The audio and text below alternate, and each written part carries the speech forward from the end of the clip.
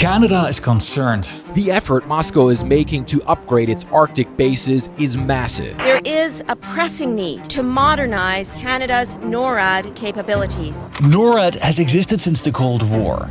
The Canadian Arctic was then fitted with complex networks of radar stations, and their goal was to detect incoming threats from the Soviet Union. Like most Arctic projects of that era, it was built and operated largely by the United States. But if we look at the Canadian Arctic today, it paints a different picture. These lands are remote and lack critical infrastructure. They haven't been developed like Alaska, and they aren't being used for trade and defense like the Russian Arctic. While Canada controls a third of the Arctic region, their investments only account for 2%. Is it time for Canada to start developing the Arctic like the US or Russia, or is there a good reason to stand back? This is the Canadian Arctic with hindsight. It's the Cold War in the Arctic. Global tensions find a new stage in the warming Arctic. The balance of power is shifting north. China calls itself a near-Arctic state and is collaborating with Russia there. Russia is flexing its muscles again, and the Canadian Navy is right in the middle of it. Canada's map stretches from the Pacific to Atlantic and Arctic Ocean. But these northern lands haven't yet reached provincial status. And this might become a geopolitical flashpoint. A new trade route, the Northwest Passage, is opening as sea ice retreats. But on the other side of the North Pole, there is a more immediate threat. Russia is increasing its Arctic defense investments. And as defense budgets everywhere are rising, Canada is now planning to use this to massively develop its Arctic region. A big change is coming, and let me explain why. Long before Europeans arrived, these lands were inhabited by indigenous peoples. In 1867, 4 colonies joined in the south as the Dominion of Canada, and that same year the United States bought Alaska. The Americans were aggressively expanding west, and the Canadians feared that they might want to expand into the prairies. Canada set the goal to expand from sea to sea. The vast North American continent was inhabited by groups of indigenous peoples, and most of it was owned by the Hudson's Bay Company. They bought furs from indigenous hunters and transported them over a vast network of rivers and trails to European markets. But by the late 1860s, when Canada was formed, fashion trends had evolved and the company was struggling. In the West, British Columbia, then a colony of the United Kingdom, also had deep financial problems. And they feared that the Americans would want to absorb their territory to have a land connection to Alaska. So they struck a deal. The Hudson's Bay Company sold their lands to Canada for £300,000, which is roughly $8.2 million in today's money. This region in the south gained provincial status, and the rest remained a territory. And the following year, British Columbia joined as a province, in part, for a promise to build a railroad. Canada over the next few decades expanded from sea to sea.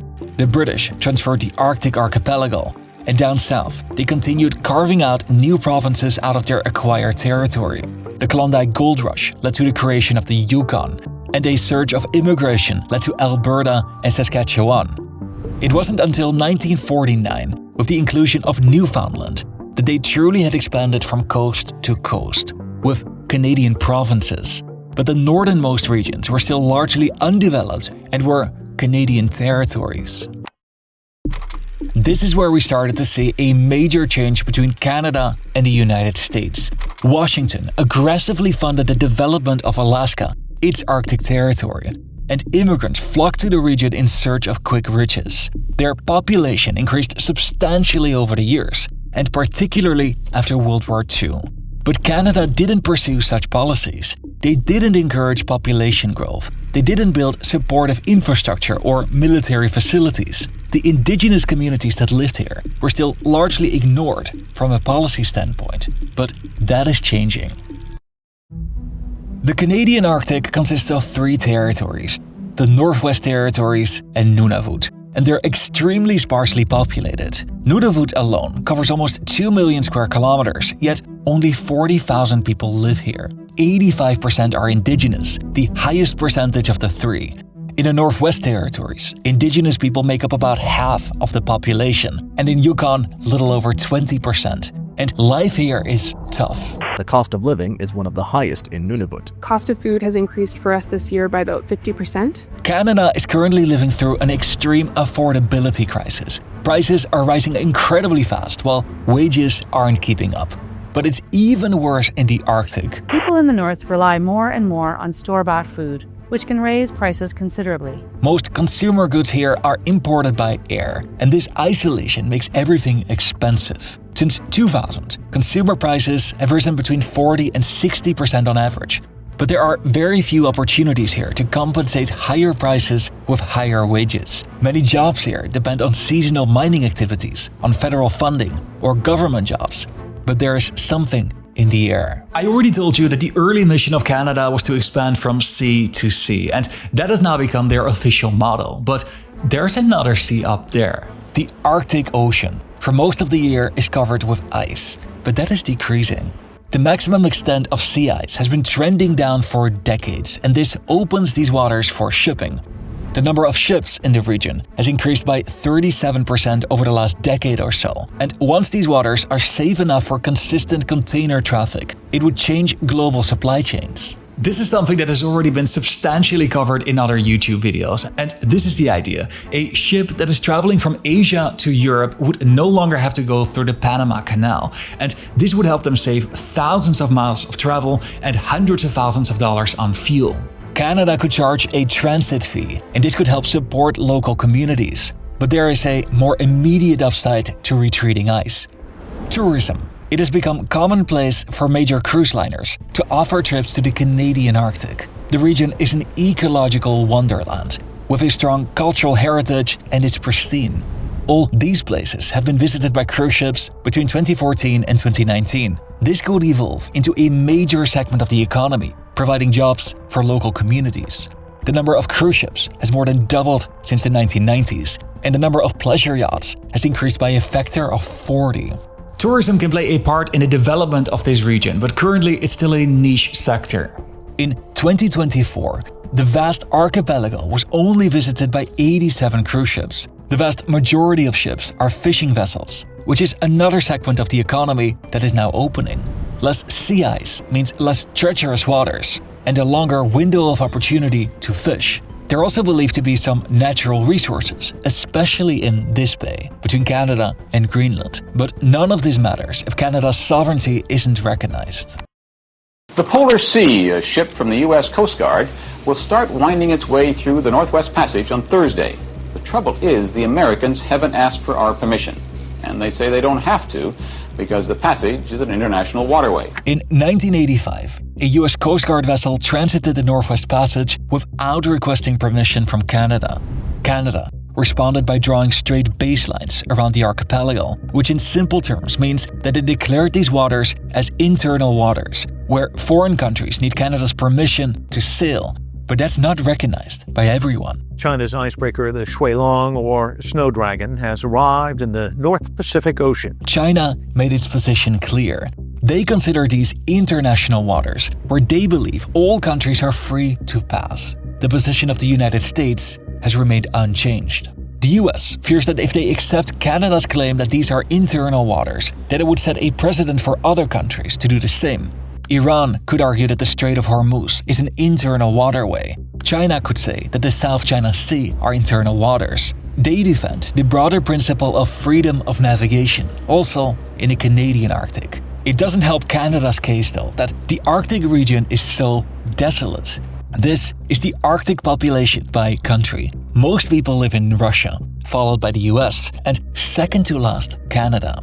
Even though 40% of Canada's landmass lies within the Arctic region, only about 0.3% of the population lives here. They invest substantially less in the Arctic than other countries. Arctic investments account for just 0.6% of total government investments between 2017 and 2021. Which doesn't change anything about Canada's sovereignty in the Arctic, but it does make Canada less of an Arctic power. I like to look at these stories in a wider historical perspective, and the story of Canada started with the expansion from coast to coast, and technically they already reached the coast up there as well. But these territories, these northern regions, they are still categorized as territories.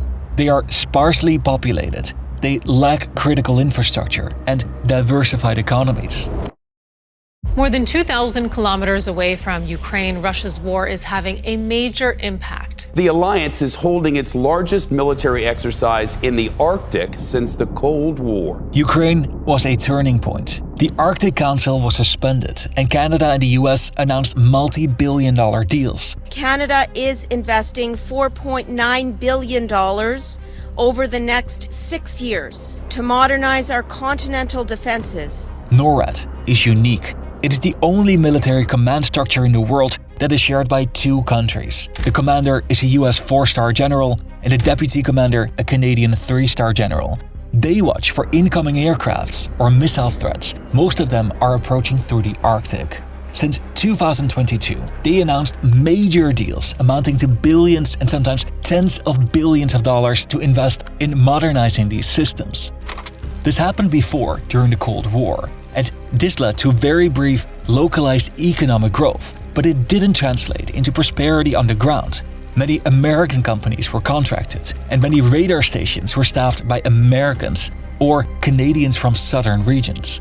But this time around, the Canadian government put community outcomes front and center. To build Canada strong today, I'm announcing the $1 billion for a new Arctic Infrastructure Fund to support major trade and transportation projects. They prioritize northern contractors. They focus on building infrastructure that serves the military as well as local communities. And they aim to create jobs for locals. These are the stated goals of the Canadian government.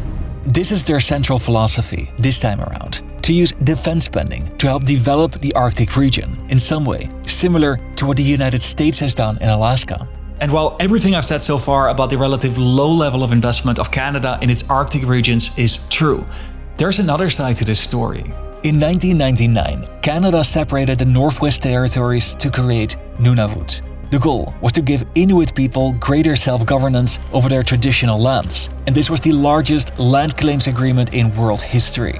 Canada has protected large swaths of wilderness. They took a leading role in promoting peaceful cooperation when they founded the Arctic Council. And they have made great progress by empowering indigenous communities through revenue sharing agreements and investments in healthcare and education.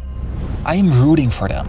I fail to see how these waters could be anything but Canadian, regardless of whether publicly saying so is a strategic policy decision. They just have to start acting a little bit more like it. So we put a lot of effort and time and money into making these videos, but lately we've not had a lot of success.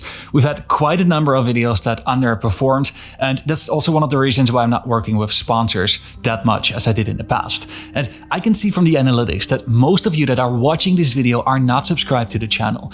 If you're looking for an effortless and free way to help support my work, consider subscribing to the channel. Another thing that would really help is if you could like this video or if you could show some positive engagement in the comment section, because this helps trigger the YouTube algorithm. And then after that, here are 2 more videos that you can consider for your next watch.